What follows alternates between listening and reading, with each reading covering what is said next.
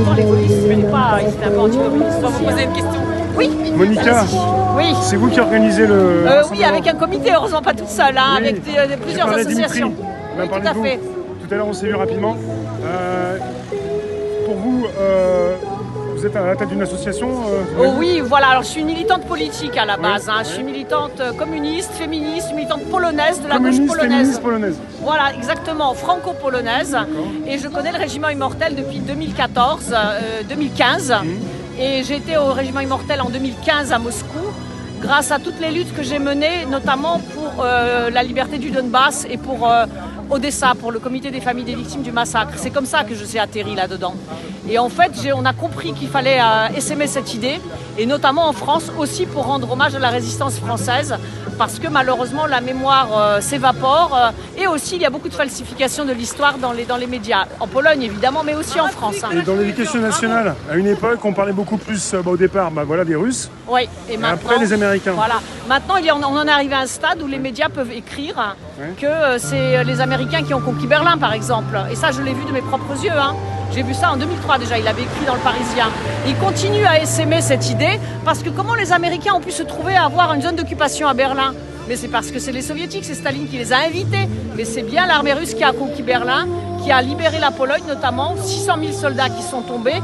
Et grâce à l'offensive soviétique de l'été 44, le débarquement de Normandie a pu réussir. C'était une énorme offensive. Je pense que plus jeune, moi j'ai pas eu tous ces éléments-là, mais je pense qu'à l'école, pour certains en tout cas, il y a des choses qui ont été occultées par moments. Oui, alors après, la question de la résistance française est compliquée. Ce qu'il faut savoir, c'est que les résistants français, si vous écoutez Daniel Cordier, par exemple, qui est décédé il n'y a pas longtemps, qui était le secrétaire de Jean Moulin, qui a écrit une œuvre formidable sur Jean Moulin.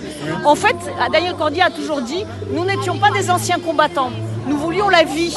Et donc, nous nous sommes interdits toute notre vie à faire de l'ancien combattantisme. Peut-être qu'on n'en a pas assez parlé de la résistance en France. Et pourtant, il y a eu 200 000 résistants, des réseaux de renseignement, des organisations communistes, les femmes agents de liaison, ceux qui ont sauvé les aviateurs, qui les ont convoyés. Tout ça, c'est très intéressant pour l'histoire de la France, et c'est peu connu. Donc maintenant que malheureusement les vétérans sont morts, y compris Daniel Cordier, c'est à nous de reprendre le flambeau et de parler de cette histoire.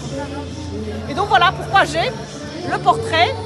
C'est le père de mon compagnon, Roger Chambaud, qui était ouvrier à Suresnes, qui a traversé toute la Pyrénées, les Pyrénées à pied, clandestinement, puisque c'était interdit, et qui s'est retrouvé dans l'armée Rhin et Danube de Lattre de Tassigny, a fait la campagne d'Italie, qui était quand même très dure, la bataille de Carigliano, le débarquement en Provence. Et cet homme-là, c'est le père de mon compagnon, qui est décédé bien sûr dans les années 80.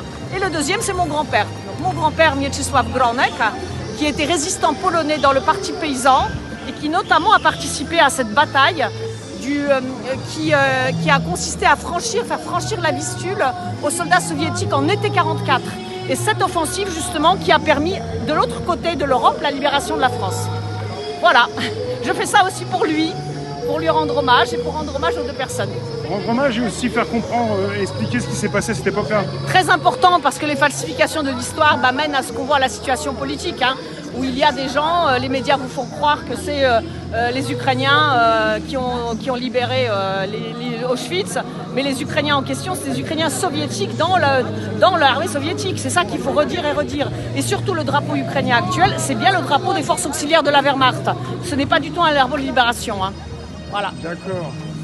Là, tout à l'heure, vous en avez parlé rapidement, mais la Pologne, en ce moment, c'est pas si simple envers la Russie, Pologne-Russie. Le régime actuel essaye comme le régime de Macron, il essaye de pousser les Polonais à la guerre, en fait. Hein. En fait, presque toute l'Europe, sauf peut-être la Hongrie, je sais pas. Voilà, la Hongrie, la Serbie, enfin la Slovaquie. Les peuples ne sont pas d'accord avec ça, mais c'est comme pour la France. Hein. On le sait bien, les peuples ne sont pas d'accord, mais au niveau politique, la plupart des pays d'Europe sont liés. Oui, tout à fait. Hein. Et en plus, en Pologne, il y a de très courageux militants souverainistes qui protègent l'ambassadeur russe quand il dépose les fleurs sur les tombes des soldats soviétiques.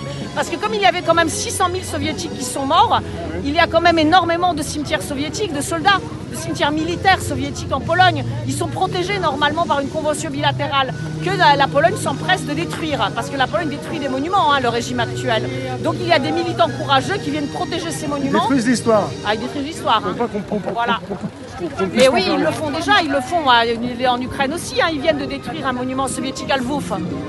C'est terrible ça, avec la disparition aussi de ceux qui ont fait la guerre, et même leurs enfants. Exactement, ouais. Bah oui, parce que leurs enfants déjà sont des gens de 80 ans, donc oui, c'est vrai. Voilà, les enfants surtout. Ah on oui, parle des c'est à boomers, nous de génération des boomers qui reprendre. s'en Moi, va, et après l'histoire aussi qui part. Exactement, donc moi j'ai 50 ans, de toute façon, les gens qui ont des enfants... Génération X alors, oui.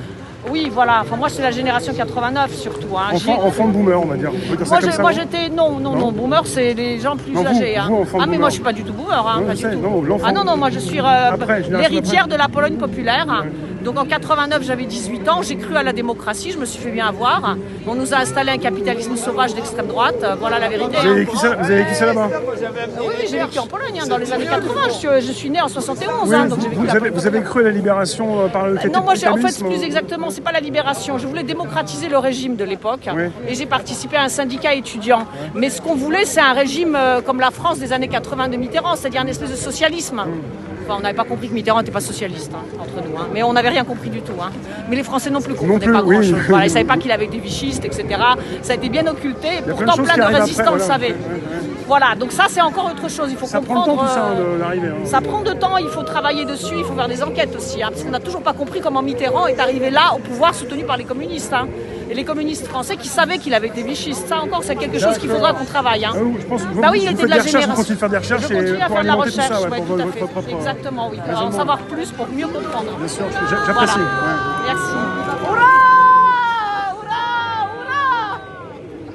Juste pour terminer, là vous partez rendre hommage aux résistants, on va en parler à la chaise. Alors on aura donc deux hommages, un hommage symbolique bien sûr, au cimetière Père-Lachaise dans l'allée où sont les combattants communistes, notamment les fusillés de Chateaubriand, Georges Politzer, le colonel Fabien, donc il y a leur tombe, il y a les monuments qui rendent hommage à tous ceux qui ont été déportés, sont morts en déportation, il y a 12 monuments, et là on rendra hommage à la résistance française, gaulliste et communiste, enfin des deux quoi, du CNR et du PCF. Et après, on se retrouvera dans l'allée des combattants étrangers devant le monument du partisan soviétique en France. Il y a un monument comme ça là-bas et on déposera nos fleurs là-bas. Je vous remercie. Voilà, merci.